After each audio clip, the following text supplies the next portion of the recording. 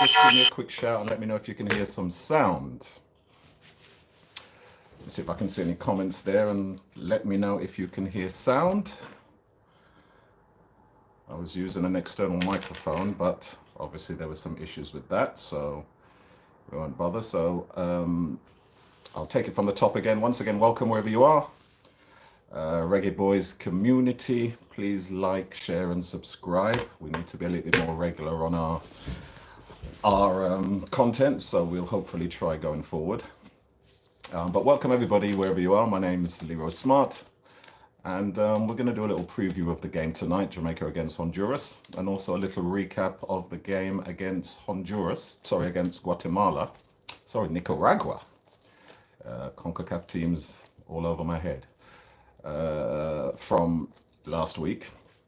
So I'm just going to do a recap on that and get some comments, and you guys can share your opinions. So obviously, last week near the weekend, we had an away game against Nicaragua, which we successfully navigated 2-0. Now, I don't know about most people, but Nicaragua are a team who we should really be looking to beat. And so I think the result shouldn't have been unexpected. And the performance was pleasing. It was efficient and it was professional. I think Nicaragua are one of those teams who are in the third tier of Caribbean football. And so when we go to these places, we should know that we have the stronger side, we have the better players. And so we should really be exercising our dominance. And I think it was shown in the game.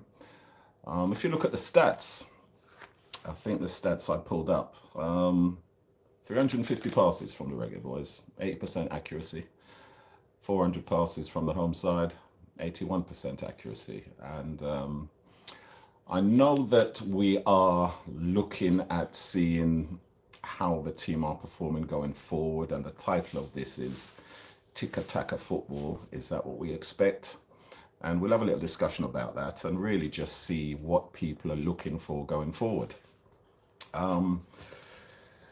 So Steve McLaren is becoming a manager where it's becoming not so easy to predict his lineups and his squad. And I think, fitness issues with one or two players, and obviously his maybe his confidence or the way he's looking at the team going forward. He brought in a few new faces into the squad, including the prodigal son, Tyreek McGee. We were happy to see that we had a very good performance from him. I think it was a very good performance from the team all round. Irrespective of the level of the opposition, I think when we go to these places, we have to keep this crowd quiet. And as we can tell, they had a vociferous support, a packed stadium. And they gave it their 20 minutes, 25 minutes of huff and puff, and obviously using all the advantage at their disposal, the home crowd, the home advantage. But I think we successfully navigated that early part of the game. Whenever you go away from home, you have to keep the crowd silent. You have to keep yourself in the game. And by keeping yourself in the game, that is not concede goals. Certainly not silly goals. And we did that. Our back four, especially the centre-half partnerships of Lowe and Pinnock, seem to be forming quite a good partnership. They're strong in the air, they're strong on the ground.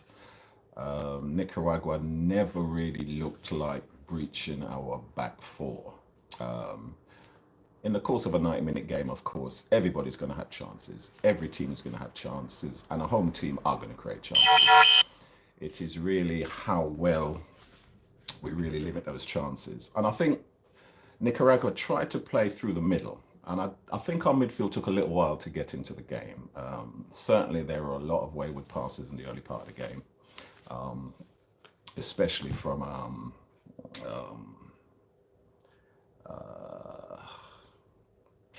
his name escapes me at the moment. That's how well I think he played. I'm being dismissive, actually, but I know that the midfield took a little while to get into the game.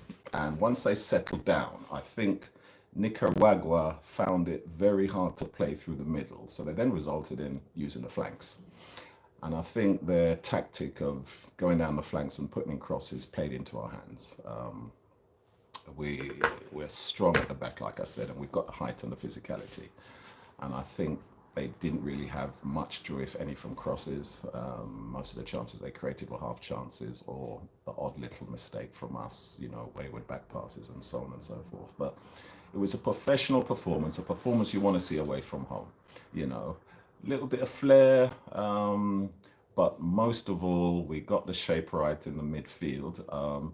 I think whilst the midfield weren't really that great offensively, and maybe except for McGee and Bobby Reed on that right-hand side, I think defensively off the ball and keeping their shape and limiting the home team to as little chances as possible, I think that's really what we should really look at as an improvement. We no longer look like a team who look shaky away from home. We look like a well-drilled outfit. And from my perspective, I can see the slight changes which McLaren is bringing into the team. I mean, he hasn't had a lot of time with the side, so of course, and I think he said that in his press conference today. There's a lot of work to do, but the basics which he's trying to implement, the players seem to be taking it on board. I don't think anyone should really be looking for Tika Taka football. And really, the question is, are we really going to get Tika Taka football? I think a lot of the concerns the side had with having a midfielder who could control the tempo of the game and pick passes and open up the game, we saw in McGee. And it was interesting. People were trying to figure out where he was playing. Was he playing actually as an out-and-out wide person, or was he switching with Bobby Reed? Maybe they were playing a diamond, and maybe he was just interchanging, because he didn't really look to beat his man down the wide areas. Actually, he drifted in a lot, took the middle central midfield position, and sprayed the passes around. Contributed to the first goal, which was pleasing, because I think one of the things people have said about McGee in the past is that he needs to affect games a lot, and he has actually admitted that in interviews as well. So it is pleasing to see him having more of an effect on games rather than being there, but you really want him to be creating chances, half chances, threading those passes through. So I think overall it was a good game, a good performance by him. He should be pleased with it. McLaren seemed pleased with it. I know the press conference had a lot of people directly asking him what he thought and is he going to start. And I mean, you're not really going to get those answers. No manager is going to tell you what his team is and what his thinking is on an individual. Rarely. So it was quite amusing. People trying various ways and means of trying to, wheedle out of him, what his thoughts are regarding McGee. But he was happy with the performance, and I think we should be happy as a footballing nation, as a footballing team, with the performance as well. Fly in, get the job done, fly out, take the 3 points. And as I said before, it is hard for people to now predict what McLaren is going to do. And he has Merrin Gordon. I know there was a lot of comments before with Merrin Gordon about, is he picking the team, is he not? I mean, come on. McLaren hasn't been in the job that long. He's still familiarizing himself with players. He needs advice. He needs someone on the ground to give him advice. And it's good that he said that he's watched a couple of games. But of course, I think the home fans will be expecting to see his presence in the country a little bit more and, see him at games. So I think going forward, the inclusion of McGee and the inclusion of one or two other people is promising going forward. I think that is really a good look. Now, the title of this video, should we expect Tika Taka football or effective football? I think really that's in the comments. I just saw a comment about McGee's performance good, but he needs to tackle more. Yes, I agree with you. And we'll have a discussion about that when we look at maybe the predicted lineup for tonight's game. But going back to the style of football now, we can't fool ourselves that we are going to see Brazilian type, Spanish type football from our team. I mean, most teams don't play that way. Most games are either going to be very open with attacks back and forth like you see in, I was watching the Chile Brazil game as well, which is quite an open game. But Brazil don't play like the Brazil we still have in our heads. Spain now are not really the possession-based team we used to see year in, year out. So I think this Tika Taka style, which people are talking about, when are we going to see it? We're going to see effective football, hopefully with a playmaker, and then we can go from there. Yeah, open up teams, dominate possession. It's interesting that looking at some stats, which I had at hand, there's some comments coming through, so I'll be addressing them pretty soon. But looking at some stats, for the last 8 to 10 games with Jamaica, we've only actually put 500 passes together once, which was the Cuba game. And I think it was noted by the president and a few other people that it's not that often in a game of football Jamaica put together 500 passes. It's normally between 250 and 350, and it's here. And I'll just briefly go through it. Against Honduras, 329 passes. Venezuela, 346. 332 against Ecuador. 318 against Mexico. The two Dominica games, the Republic and Dominica itself, fine, those were 400s, but those are against tier 4 teams in the Caribbean, in CONCACAF. So we should expect to be having 400 and odd passes. But even in those games, we don't get to 500.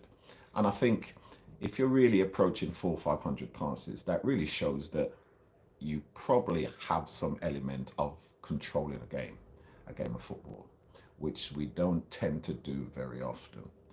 So I think as we really look at possession and the stats, we're looking at really 400, 500 passes in a game to really show that we're controlling the tempo of the game. We have the players who can keep the ball.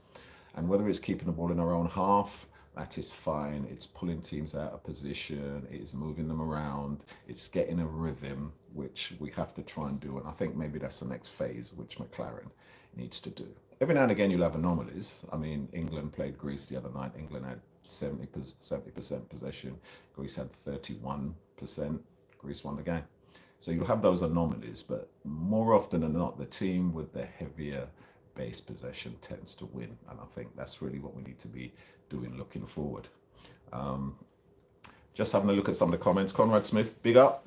Nice to hear you. Yes, I saw your comment there where you said that McGee needs to tackle more. I don't think it's part of his game. I did see him tracking back a lot, which was good. Putting in tackles, who knows? Which is why it'll be an interesting debate whether he's going to start today. Energy 876, nice to see you. Honduras need a result so we don't have to rush the game. We can catch them on the break. I agree. We'll move on to the Honduras game. And obviously, our recent record against them is exemplary. 5 wins in the last 5 games. But they are a good team. And they're always a team we have to be wary of. Sorry, guys, I'm just doing a Steve McLaren break with a little coffee. But they're a team we have to be wary of. They are quick. They are skillful. They are a possession-based team. They are a freestyle team. They do like to attack, and they do have a lot of clever players. And I think that's one thing I'll give with them. They have clever players, they have intelligent players. And I think that's what we'll have to be wary of today. The whole home advantage thing, I think, for us at home is not really a factor I think we can put our finger on at the moment. And who knows how many people are going to turn up today. But either way, I think the fact that we've gone away to their place and won, they're obviously going to be looking for something out of the game today. Energy, Tavon Gray is a better passer than Dexter, but Dexter is a better 1v1 defender. Yeah, well, if we think about the prospective lineups, okay. Now, I think Mason Holgate will start tonight. Lowe is suspended anyway, so there is room for a centre half. Now, whether Holgate comes in at centre half or he comes in as a 6, we'll have to see. As I said, it's hard to predict McLaren's thinking. Um, I think also because of how Honduras are, and they're quite a difficult side at the best of times, and quite quick, quite dangerous in the wide areas. Will he start McGee in that same position? I doubt it. Yeah, I doubt it. So if McGee doesn't start wide right, will he start at all? And really, if he is going to start, then the only place he's going to be is maybe in that 10 role. Now, does McLaren trust him? Has Gordon given him enough intel to make him trust him? Certainly, he'll have the crowd behind him, and certainly it could be a game where we will need a bit of subtlety in passing and someone who can control the tempo of the game. But will McLaren decide that he will put him in this game? Okay, so if we look at what we suspect the lineup might be, of course, number one keeper in the Caribbean. No problem with that.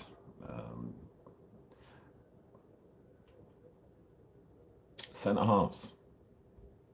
Pinnock, obviously, but who's going to partner him? And I think it's more a case of we know the ones who won't start rather than those who will start. So to partner him, I see from some of the comments that people don't think that Energy, I think both you and Smith, big up Richard Green, think that Holgate will start as a 6. So if we assume Holgate will start as a 6, and I suspect he will start as a 6, then who will partner Pinnock in the back? Let me hear your thoughts on that. Left back, of course, will be Bell. And I think Lembagisa will start at right back, bearing in mind the opposition. And as someone said there, that he is very good in one-on-one situations. Maybe not the best going forward, but I think in a game like this, you're looking at, once again, making sure you keep everything tight and get control of the game. Yeah. So I see Lati and Pinnock. Okay. Yes, Conor just say this is a better team. I think Campbell is going to start. I suspect Campbell might start. All right, let me go with my lineup, and then you guys give me your comments on the back of that. I can't think of who's going to play in centre half, so that spot is empty for me. I would say Lembakisa at right back, Bell, Pinnock plus one other. I think Holgate, for me, it would have been Lati, Bobby Reed, Campbell, Antonio, and Damari Gray. However, if he does put Lati at the back, then I think maybe there could be a start for the prodigal son, McGee. So you guys give me your thoughts. I think McLaren is he's a very clever manager, and I think he will be prudent in this game because we can get away with a draw because, as someone said in the chat, the Hondurans need a win. And I think we can control the game at home. They are scared of our pace down the flanks, which is why I think Campbell will start. I think the onus will be on us at home to take the game to them, and I think using the wide areas with Gray on one side and Campbell on the other will be effective, and it will push the Hondurans back. But I think also the midfield has to be right because they can play their way through us. They do have that ability. I wouldn't say their cutting edge is the best. They don't really have a striker who can really trouble us with his physicality. But I think they're still a dangerous side nonetheless, and one we do need to be wary of. Are we going to, Conrad? I would play him. We need to get the crowd going. Yeah, but you don't play a player because of the crowd. I mean, I think for a game like this, he's going to have to do a lot of tackling and a lot of chasing back because I think possession will be shared in this game. I'm talking about possession stats again. And I would say it's probably going to be about 350 passes each. I wouldn't be surprised if the stats will be evenly shared in possession. Um, Accuracy is really the next thing. I mean, our accuracy in passing is normally around the 80-85% mark. And we do still mix up our football to some degree, but there's nothing wrong when you have a frontman like Antonio in using his abilities. I don't think we're going to be able to play through the thirds as easy as we did against Nicaragua. We did control probably from half time, 20 minutes into the game, actually. We really dictated the pace and they found it hard to get the ball. I think we won't find it that easy, but I think we should really be making sure that we keep possession well and we move the ball around and we move it quickly. I do like some of the movements I see with the players where they're coming in and playing one-touch passes, angles to the wide players. I think that's very effective, especially with our pace coming off the flanks. But I think the least thing I'm worried about in games like this going forward is the defense. All right, we're missing Lowe today, but it could be an opportunity to see a different partnership. Who knows? McLaren maybe could be looking to the future. Does he fancy Lowe long term? Who knows? Maybe he's looking at another partnership because I think those two have formed a good partnership and they haven't conceded a lot of goals. So the fact that it had to be broken up due to the yellow card Lowe's accumulated, I think it'll be interesting to see who starts there going forward. And as I said, I'm curious about it, but people are saying Lati again.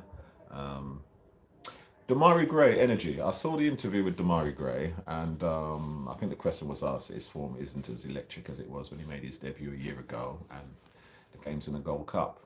And yes, he said the right thing. You're not going to see that every game. I think as long as the shape of the team and the threat is there, I'm happy with that. There were people in the Nicaragua game who were calling for changes at half time, which is ridiculous. Yeah, we were 1-0 up. You're not going to make changes at half time. You're not going to change the whole balance and shape of the team when, to all effects, you'd seen off the initial energetic start the home side had. And even though the midfield wasn't as fluent as we would like it to be, and who says it has to be? I think the shape of the team and the fact that we were pushing them out wide, which is not the best areas for them to attack us through, I thought I was quite happy with that. When people talking about changes at halftime, no manager is going to change a team at halftime unless you're 2-3-0 down. There was no need to make any changes. There's no need to make any panic changes. You want to get your players in, correct the little tweaks which need to be done, the little errors they were doing in the first half, and send them out again. And I was glad to see McLaren had done that. And I think we should really be more patient. If a player's not playing well offensively, look at his defensive work and the shape of the team, and really what the job is. The job is to go there and to get a result. The job is not to go there and impress every YouTube man and every supporter watching. Just to go there and get the result, and if the good football comes, the good football comes. We have no divine right to be going out there playing the most vibrant football, and we have to decide going forward, what football do we want? Do we want little 5-yard passes through the midfield like Colombia and Salad Man and all them stuff there? Those things don't happen anymore. Those days are gone. You're not going to see that. What you're going to see is quick players taking people on one-on-one, maybe a midfielder threading through passes, but all of that style of football we're reminiscent about. Barcelona don't play Tika Taka anymore. Spain don't play Tika Taka anymore. Most teams are functional, organized, with either a bombastic striker or bombastic wide players. Man City, Barcelona, Spain come to mind. Yeah. The days of having 2 or 3 cute players in midfield, tippy-tapping their way through, we're not going to see that. And we certainly might not see it on an indifferent surface at Independence Park. The surface is better, yes, but I heard McLaren say that he really liked the surface in Nicaragua. That's because it was 3G or 4G. So let's see some of the comments. I think I might mention this one. Demario Gay needs to come live in this one. Yes, he does. But I think as long as he's there and doing the basic part of his work first, I think that's what we got to look at first. Yeah, he's still going to be a threat. And yeah, if he's by the time 60 minutes comes, 65, 70 minutes, yeah, he can get pulled.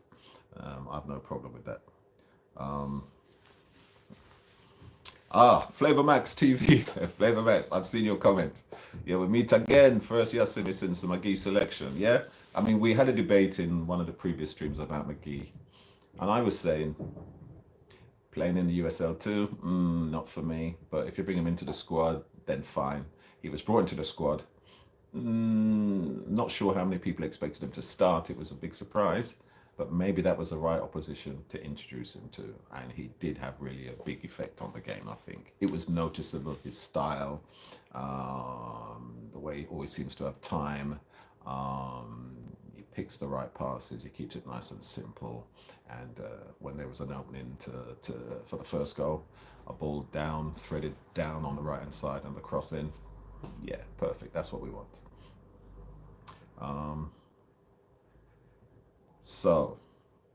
Okay, I've seen a comment here, Energy. King hasn't really played a key game in a long while. Has McLaren seen enough of him? Yeah.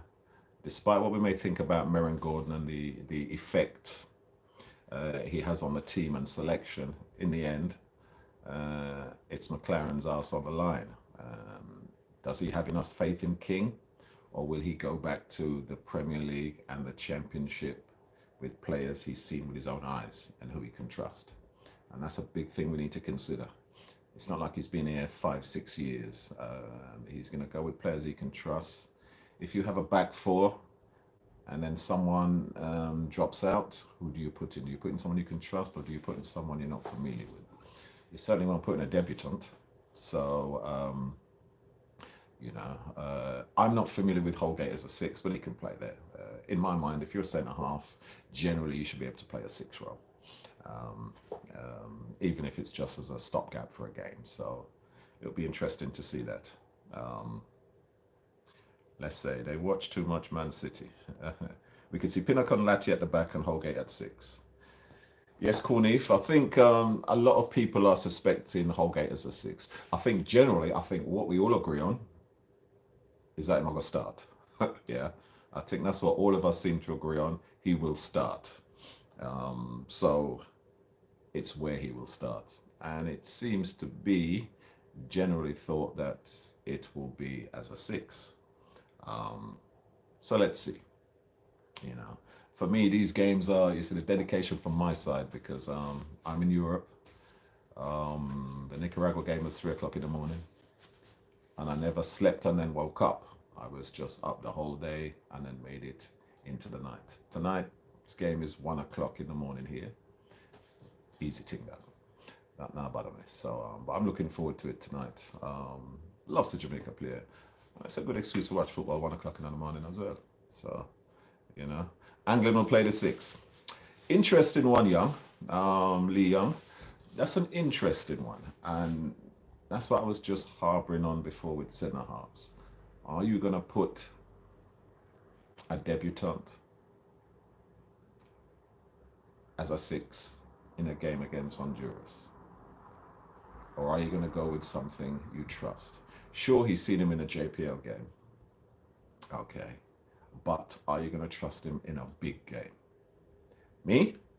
No, if I don't know the player that well. Well, I'm not the manager. So, but I doubt if McLaren will start him either. So, I doubt. Steve likes him. Yeah, but him now going to say him not like him. When the press conference and the man, you brought him in the squad, he's going to talk about his qualities. He ain't going to say, something am I right, but him raw, and, I don't know him enough to trust him in a key game. Honduras are a difficult opposition. They're quick, I'm not sure about his perception off the ball with picking up play. I'm not going to say that. I'm not going to say, yeah, England are the dog. So, it's not so much what the manager says, it's what logically he would do. And I don't think England will start, but I could be wrong. Exactly what I said, Energy. Yeah. Texican, you said the same thing. not a debutant. Yeah, I can't see not in a key game like that. And it's a key game because we can't lose it. We might not have to win it, but we can't lose it. And if I don't want to lose it, I'm going with my key midfield. Yeah. If I got to replace one of the centre halves due to unforced issues like a booking, then yeah. But I'm not going to put in a debutant there, which is why I think it might be hard for McGee as well. I think it might be a functional team, a hard-working team, not the Tika Taka team we want to see. Okay, if McGee's there, the tempo of the game would be smoother, and I think, if we can't get Ravel, we can't get Tyreek. But is Steve going to go for a hard-running, hard-working side? Because one thing I did notice against the Nicaragua game, we are so much fitter than them. After 70 minutes, they didn't have anything. Their players were walking. Yeah, they didn't have the fitness. We're a much fitter side, and I think we still will be much fitter than Honduras. And we're more physical than them anyway. So what is pleasing is that we look like we can run and press. And it's the pressing which is very impressive. Because in this heat, and remember a lot of these players don't play in these conditions, but the fact that they can press, which I think is something noticeable. We didn't have it under the previous manager. We weren't known for our pressing. We weren't known for winning the ball high up in the pitch. But it is noticeable with this manager that we do. And I think in his press conference, he did say more aggressive and braver on the ball. That was one of the key things. Someone did ask Damari Gray any changes under the new manager. And quite diplomatic, Damari. But one of the things he did say, and I think what McLaren said as well, that he wants the players to be braver. Brave is another word for just more attacking. Take more risks. Okay, take risks. Try the little 1-2s. Try the little through passes. Try the unexpected, but also be more aggressive. Yeah. So I think we can see that those are obvious changes I've seen in the way we play and the tempo than under the previous manager, which was more a sit back deep, defend for your lives, and then try with a long ball out. We win the ball much higher up the pitch, so we don't have 60 yards to play through before we see the 18-yard box. So it's much better now. Lee Young again, I've seen you comment here. England is known for holding down the middle. He is experienced enough. He's not experienced in international football. There is no substitute for that. Local football is one thing. International football is another different thing. The pace and the tempo, of the JPL is different to international football. But not that I'm disparaging him in any way, because maybe he could start. But I was thinking, experience is experience, unless you are really a super talent, where at 17, 18, 19, they're just going to put you in like the current England manager is doing with some of these young kids. And that's because he knows them from under 21 level. It's a big ask to get used to all of this. What formation will we play? I think we'll do a 4-2-1-3. Generally, we seem to kind of do a kind of rough and rugged ragamuffin 4-2-1-3. But depending on who he picks, because really picking holes in tactics now, I mean, essentially most things are going to be 4-3-3, aren't they? You can have two wide players and one up front, and then it's how the three in midfield decide to work. I can't see McLaren playing a 3-5-2, that much I will say, like the previous manager. But once again, I could be wrong, but I don't see him playing that. I know there's talk about flexible formations for different opposition. My Englishman, flat back four. Yeah, all day, every day. So I think, okay, you can call it 4-2-3-1. I just call it 4-2-1-3. You can call it 4-2-3-1, whatever. Honduras will be hungry for the win, so we will catch them flat-footed. Well, they shouldn't be. They're a well-experienced side. I'm just looking at a couple of their last results, but they just about scraped by with French Guiana 3-2.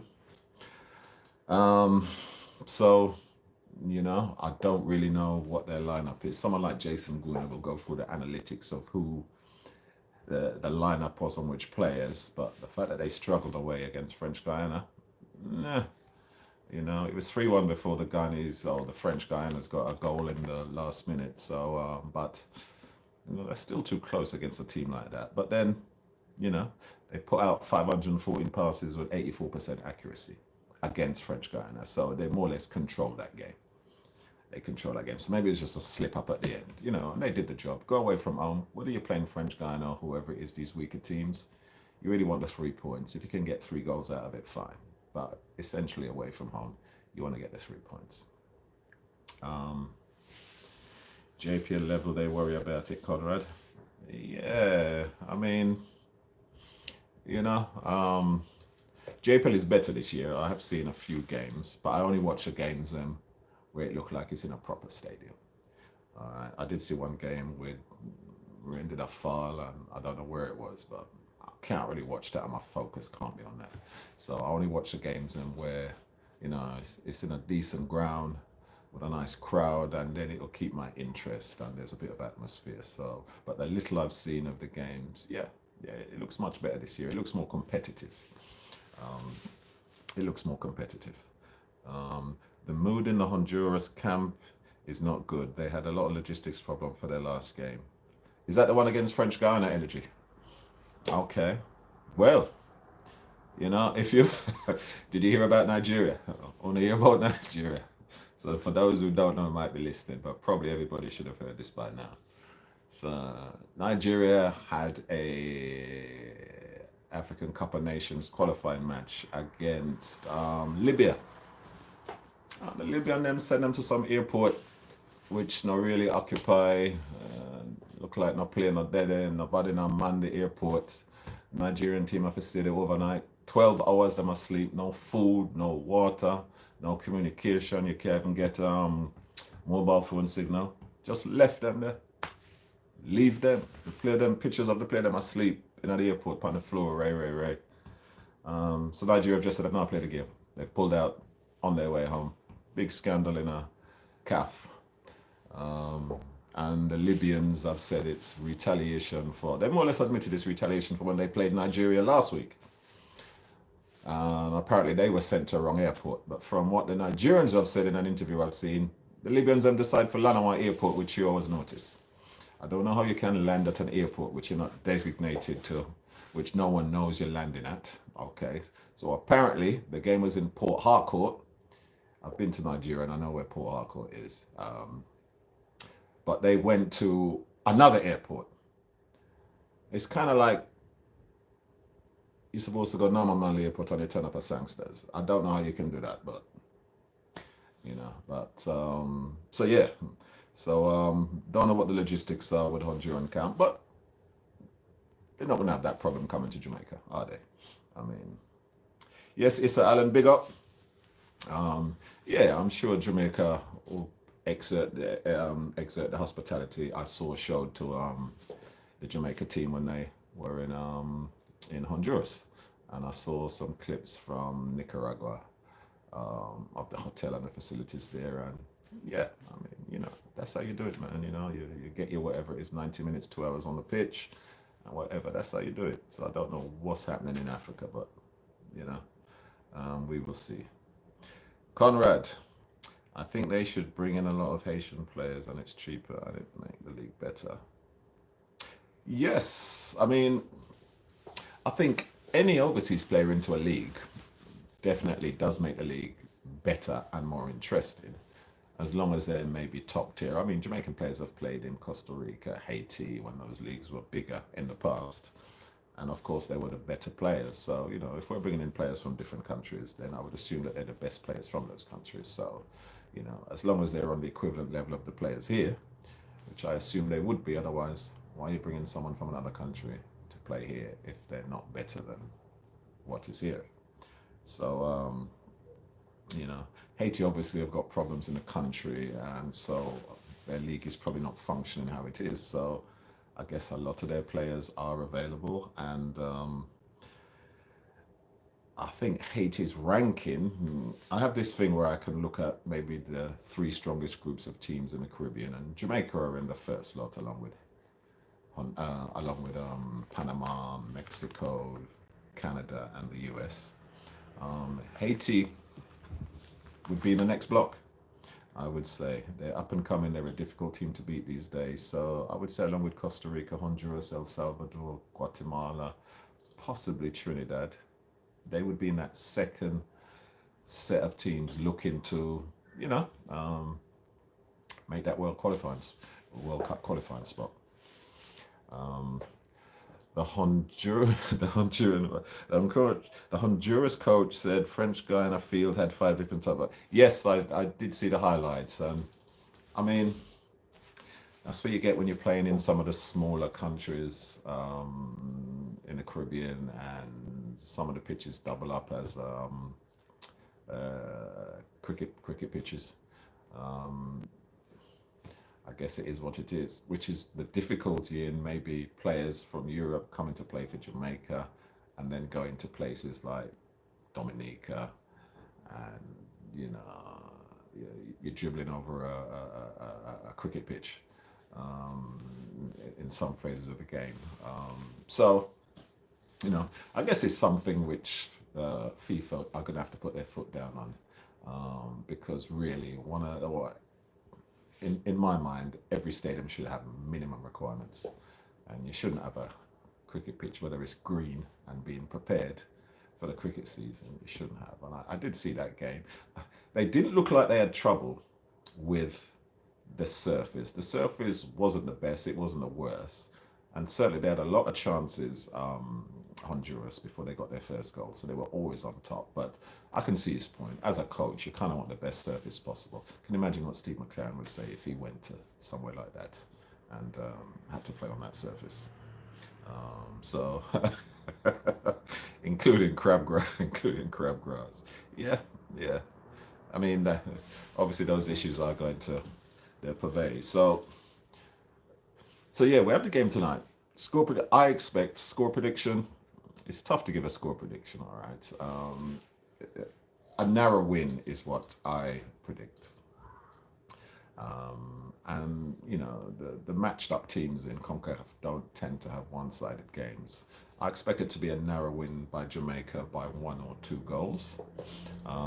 Energy, you said 3-1. I don't see Jamaica scoring 3 goals against top tier opposition, so I don't see 3 goals. I'd say 2-0, 2-1, worst case, a 1-1 draw. I don't see 3 goals being scored by Jamaica, but you never know. But Conrad, you still want free Ravel. He's coming in the next window. Have you seen the level? Have you seen the level he's playing at? Have you seen the facilities, the stadium? Take a look. He's going to really need a lot of match fitness if they're going to pluck him from that to play international football. So give me your predictions, people. I say I'm going to go for 2-1. Energy says 876. Energy 876 says 3-1. So I think really what we can't decide is whether McGee will start or not. And as I said, McLaren keeps it very close to his chest. So I'd like to see him start. I would like to see him play in a 10 role with 2 effective, technically adept midfielders who can hold on to the ball, and when they're closed down, they can find the next pass, and they're aware. And I think Lati and a few of the others, they're limited in that. They can do it, but not consistently enough. I would think McGee would thrive in a midfield with maybe a Bobby Reid and one other, because Bobby Reid is always going to be one of the first names on the sheet, along with Blake and along Bobby Reid and probably Gray. I think those are the 3 kind of. It's not even a spine, but I think those are the other starters. Centre half, Pinnock, Blake, Bobby Reid, Antonio if he's fit. That's kind of like a spine, and then maybe Gray. I think those are the regulars who will always start, and then it's whatever's there at the time. And yes, the midfield is not how we see it, and it's not going to be a Tika Taka midfield. Do we want a Tika Taka midfield, which we haven't got, and there's no sign of one coming from anywhere, or do we want an effective midfield? Do we want a performance from the side which is efficient, with flashes of quality and skill and a result? Or do we want a ping pong game where the defense looks leaky and vulnerable after every attack, and we're hoping that the forwards score the goals? I think we kind of want what's in the middle. Yeah. Bit of flair, wide players, give it to them, use their pace, use the big man up front. Midfielders come and play off of him and pick up anything, and we keep the midfield nice and solid. Yeah, I think that's the best we should expect and the best we're going to get. McLaren admitted in the press conference, he said, his words, we're still miles off. He said they've made a lot of progress, but we're miles off. And he's absolutely right.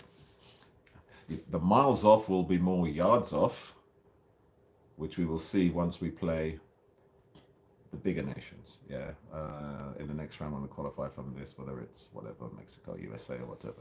Then we can see, and then we can see whether we can share possession in a game with them rather than constantly being on the back foot, constantly being outplayed, constantly covering, constantly being pressed, and constantly having to revert to the long ball to relieve pressure rather than being able to play our way out of a press through the third. So I think that's the improvements which McLaren is looking for. Going back to some of the comments, right, so Energy, you said 3-1. Leon, 3-1 as well. Okay. Yes, Pinocchio's the spine. Yes, Energy, you reminded me, but I think I'd reminded myself. And Antonio as well, yes. Ravel is class. He can play at any level.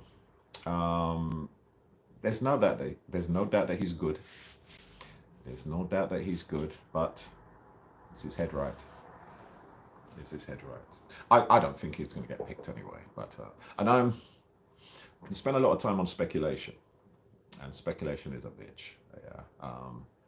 And I tend not to go on speculation. I tend to, when the squad come, because there's a lot of second guessing with a lot of the other YouTubers and whatever, and that's fine. They have a lot of time to spend, and they're day in, day out, putting out content.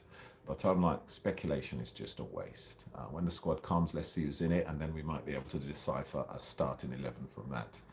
But I mean, you know, Mason Greenwood has been coming since, I don't know. And did you hear what he said about Mason Holgate? He said his clearance came through, boom, straight in the squad. So he was always someone he was waiting on. Yeah, it wasn't even like, let's wait till next time. It looked like could have been a week before his papers came through and the squad was going to get picked, and he was straight in. You know, someone did try to ambush him with the Ravel question, but he's got a long way to go, Ravel, man. There's no doubt he's a talented player, but there's always been talented players. But we will see. We will see. Conrad Smith, is he taking his meds? So, you know, I hope he's earning good money out there. That much I would say. I mean, what is it? The Qatari, whichever country league, is it second division or third division? Be interesting to see the money there. I did do a little research, and they got promoted from whatever division they were in the previous season, and they've come up. But it looks a very small club. So maybe they've got some backing, maybe they've got a rich benefactor. But, you know, I'm sure there's plenty of Jamaicans keeping an eye on his games and probably inflating the numbers on their YouTube channel. And they'll be telling us how he's playing. Just like we had people keeping us informed of McGee's progress, I'm sure there are going to be people keeping us informed of Ravel's progress over there. Yes, the money, okay, Conrad, so there it go. You see him bringing the swag in at the bank. But yeah, I mean, you know, it took him long enough. I mean, what is noticeable was that he's been without a club for a long while, and there were no suitors in UK or England. Maybe less so America, because he has played in Holland, he's played in Italy, he's played in England, he's played in Mexico. He's been about, as they say, have boots, will travel. So he's been around the place. But, you know, there's lots of players who've had lots of clubs. Just be nice to see him settle, but you can. One thing I would probably be quite sure of that he might not be there in the next season. you know, his record shows that he tends to move on after a year or two. So but who knows? So yeah, could be a money thing, but yeah, why else would you go to the Far East? The Middle East, sorry, but for money. Yeah, he's a man just for travel. Yeah. So hopefully, we have what? 5 hours to kick off, 6 hours to kick off. Let's hope that we have a good attendance. I did hear a funny thing on a stream during the game last week, where someone was saying, "How come the ground so packed? Yeah, how come this country have so much people at this stadium? A free ticket then get them?" I actually found it hilarious that someone would actually think the only way a stadium is full is because tickets are being given away for free. You know that Central American, Latin American people live and breathe football, so they don't need no excuse to come out and pack out a stadium, man. And that's how we should be as well, you know. So hopefully we have a good turnout. 20,000. Do you think we'll get 20,000? Do you think we'll get 15,000? I mean, are we going to have the normal thing where the ground empty until halftime and everybody come in? Can everybody turn up late? Are there some problem with the gate? Are two gates open for a stadium with a capacity of 30,000?